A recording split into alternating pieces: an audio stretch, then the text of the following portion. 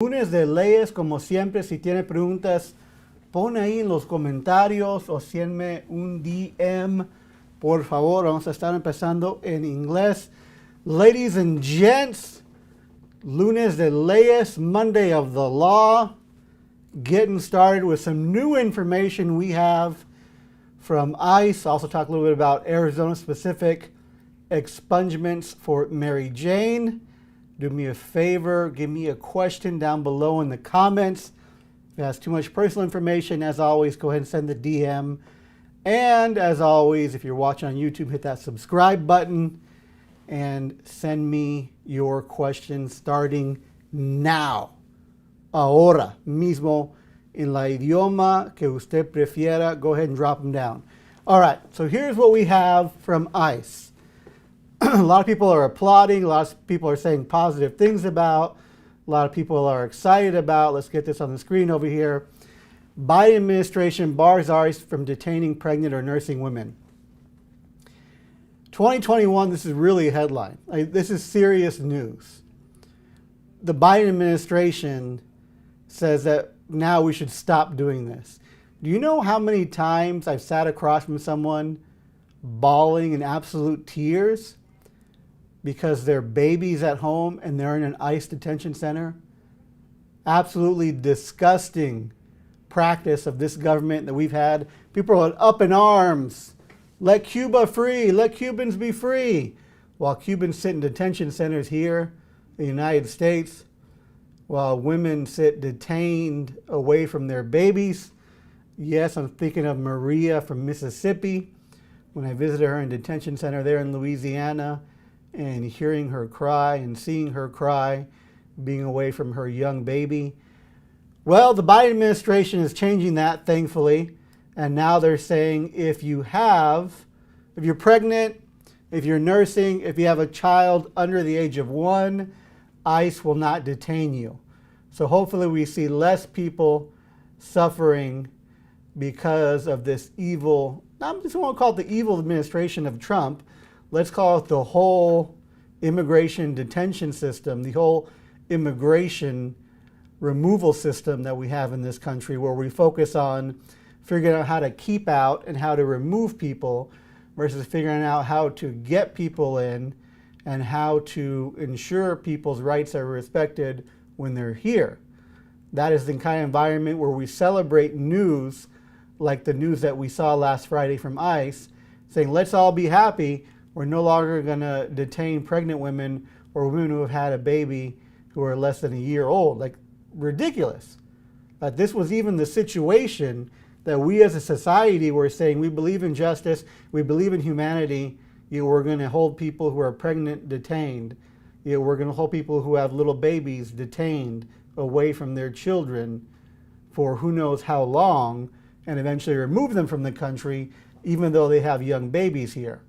That's the kind of country that we've had. We shouldn't be celebrating this announcement and this change. We should recognize it and acknowledge it, but at the same time we should be telling ourselves, what in the hell have we been doing for the past years?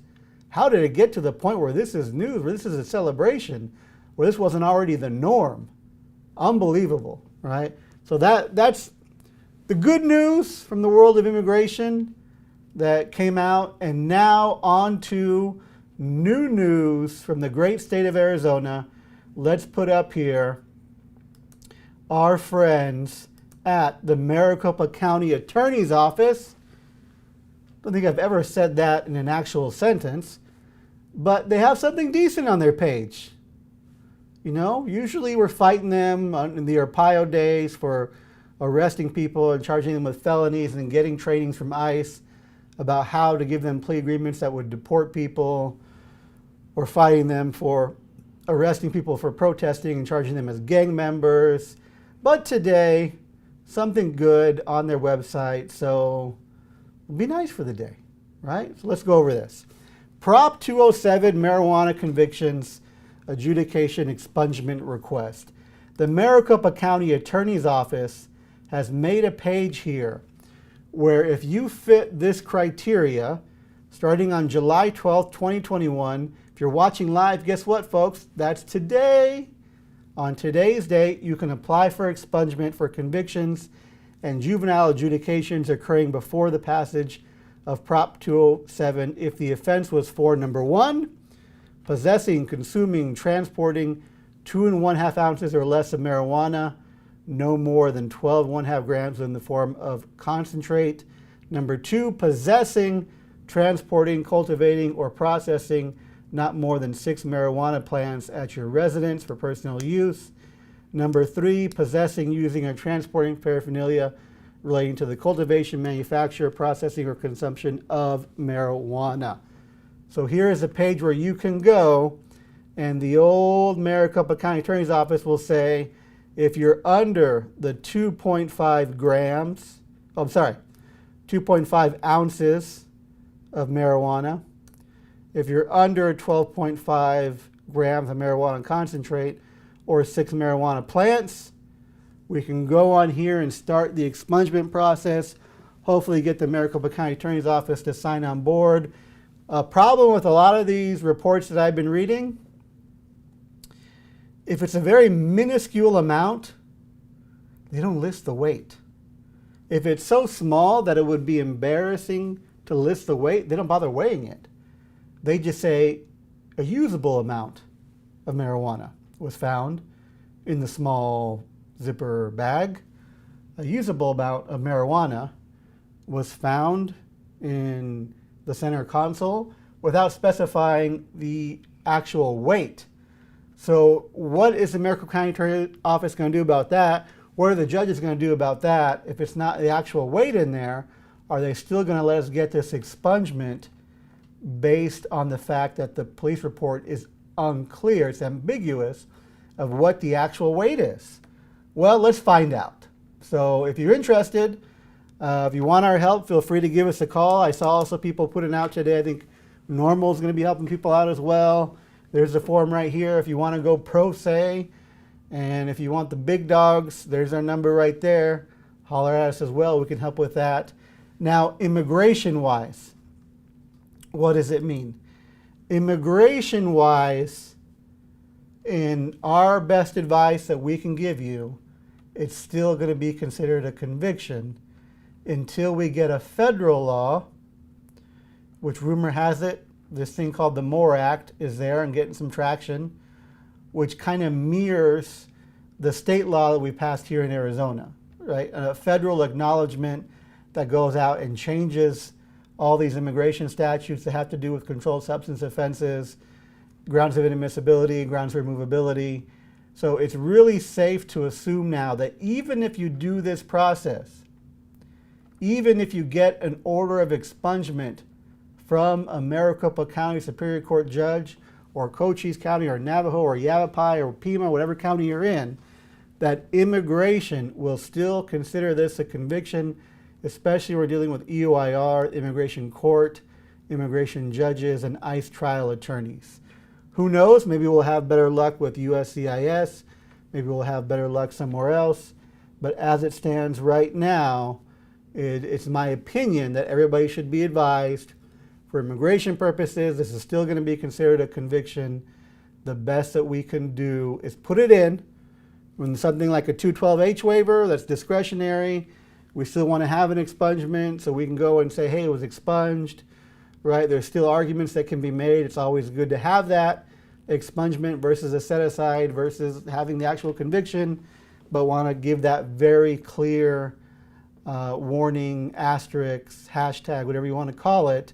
Immigration might not see it the same way that we do. But it's interesting, right? Because the Arizona law specifically says on there, people can now answer no when they're asked if they've been arrested for something. How is that going to come into play in the world of immigration? I can't wait to get into the Ninth Circuit on this one and make some creative arguments. But as of now, we need to advise you, probably still going to be considered a conviction for immigration purposes or an admission for immigration purposes. So proceed with caution, but let's go ahead and get it done anyways, all right? I'm going to switch over to inglés. Voy a cambiar a inglés. Por favor, keep putting your questions down there. Happy to answer them as best as I can. If you're not watching on the live, drop the questions down any way I can get to them later. Sometimes questions pop up even 2 or 3 months later on some of these videos, so feel free to drop them down below and we'll get to them as soon as I can. So, comunidad, hemos escuchado algo del ICE, algo actualmente de Biden ordenando que ICE ya no pone personas embarazadas o mujeres que tienen bebés menos de 1 año encarcelados. Tienen que ser liberados. Si no, tienen que avisar los jefes de ICE y dar razón porque ellos siguen detenidos. Eso es algo nuevo que anunciaron viernes y muchas personas están diciendo, abogado, eso es positivo, ¿verdad? Debemos estar felices porque ICE lo está cambiando lo que hizo bajo Trump. Y yo entiendo ese argumento, pero yo como abogado, como humano que he estado en esos cárceles, centro de detenciones, escuchando mamás llorar y llorar por sus niños, porque estaban en casa y ellos estaban detenidas, yo tengo que decir por qué. ¿Por qué tuvo que tantas mujeres, tantos niños sufrir de estar separados por este gobierno? ¿Por qué seguimos teniendo un gobierno que enfoque más en no dejando gente entrar, en deportando gente, en vez de buscar maneras que nosotros podemos ayudar nuestros propios hermanos y hermanas? Y eso para mí es un recuerdo de mucha tristeza. Por los últimos años, tantas personas que han sido detenidos cuando estaban embarazadas, detenidos cuando sus bebés estaban en casa llorando y llorando, tantos sufrimientos. So, sí es un cambio, sí es algo que podemos usar la palabra positivo, pero a la misma vez, ¿por qué tenemos que tener un cambio así? Porque hemos vivido bajo un gobierno que ha dejado que se pasa a nuestros propios hermanos y hermanas que lo están cruzando fronteras o que están viviendo aquí y lo arrestan por una cosa u otra. En mi mente estoy pensando de María. Yo recuerdo muy bien visitando ella detenida en Luisiana y en Mississippi, y su bebé menos de 1 año estaba en la casa y escuchando a ella llorar, escuchando a ella sufrir. Si eso era lo que ICE tuvo que seguir en esos tiempos, ella iba a ser liberado. Pero por un lado sí es algo bueno de escuchar ese tipo de cambio, pero fuertemente sí ha logrado llegar aquí a ese punto que hemos visto tanto sufrimiento por los últimos años. Y en noticias específicas Arizona, estamos escuchando hoy que es el día de celebrar porque ya llegó el 12 de julio. El 12 de julio es la fecha mágica que las personas que tienen convicciones de uso o posesión de drogas, de marihuana específicamente para familia relacionada a marihuana, puede pedir el corte de lo que se llama expungement. Un cambio grande en el estado de Arizona porque antes nada más tuvimos set aside, es como poner a un lado el caso. Ya tenemos la palabra más grande que es expungement, que significa que lo van a cerrar completamente el archivo. Nadie puede tener acceso menos el abogado o la persona que tiene la convicción, y va a tener que borrar este arresto y convicción de los libros. Y también dice que la gente ya puede decir no si le pregunta que ha sido arrestado por algo cuando estamos hablando de un expungement. ¿Okay? Es una palabra que nunca hemos usado en el estado de Arizona. Nunca hemos usado en el estado de Arizona. Es tan importante, comunidad, que tenemos algo nuevo en las leyes criminales, específicamente enfocando en personas que tuvo menos de 2.5 onzas de marihuana, 12.5 gramos de marihuana concentrate o 6 plantas de marihuana. ¿Okay? Si usted es una de esas personas que tiene una convicción vieja en su archivo, ya podemos pedir el corte, y aquí está la página de los fiscales del condado que tenemos para avisar a ellos si ellos quieren entrar en la moción con nosotros, para decirle al juez que ya es tiempo de poner un orden cerrando, poniendo el orden de expungement en su archivo. Algo muy, muy bueno en el lado penal. ¿Okay? Voy a explicar por qué estoy enfocando en la área penal.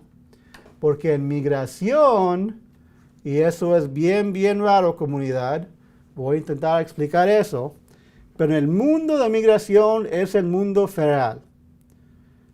La ley de migración es igual, debe ser, con pocas excepciones, en California, que Arizona, que Nevada, que Nueva York, que Hawaii, la misma ley. Leyes penales pueden ser por cada estado. Lo que es legal en Arizona puede ser ilegal en Florida. ¿Ok? So aquí estamos hablando de una ley penal de Arizona, dando permiso de cerrar el caso completamente y decir que nunca tiene convicción sobre eso. Pero la ley de migración es diferente. La ley de migración dice, aunque si un corte han dicho que su caso ya está cerrado, lo pusieron a un lado, lo hicieron expunged, porque la razón era cambio en las políticas. Eso todavía puede contar en contra de usted en el corte de migración. Porque la ley federal sigue diciendo, marihuana es mal. Sigue siendo la ley federal eso. Entonces, si usted aplica por eso y si gana el caso, de todos modos, cuando va con migración, ellos lo pueden decir, no me importa. Usted fue enfrente del juez, usted dio admisión, el juez dio un orden de pagar $15 de hacer clases. Eso es una convicción siempre en los ojos de migración. Hasta que hay un cambio en la ley de migración, o ley federal, mejor dicho, que quita convicciones chiquitas como esas de la lista de inadmisibilidad o de deportaciones. ¿Okay? So, muy importante, si eres elegible, debes aplicar, de seguro. Aquí podemos ayudar a organizaciones que están ayudando también, si podemos, si puede hacer eso, pero quiero estar muy claro. En el lado de migración, todavía migración puede decir que eso es una convicción. Nosotros, obvio, vamos a hacer un argumento diferente en frente de los jueces, en frente del gobierno, pero cuando estamos hablando con la comunidad, con los clientes, tenemos que decirle bien claro, todavía migración no puedo decir que eso es una convicción. ¿Ok? Muchísimas gracias, como siempre, comunidad, por vernos aquí. Aquí estamos, si usted lo necesita, sus casos de accidentes penales o de migración, mándenos un texto o márcanos 602-910-4040, que tiene muy excelente lunes. Nos vemos.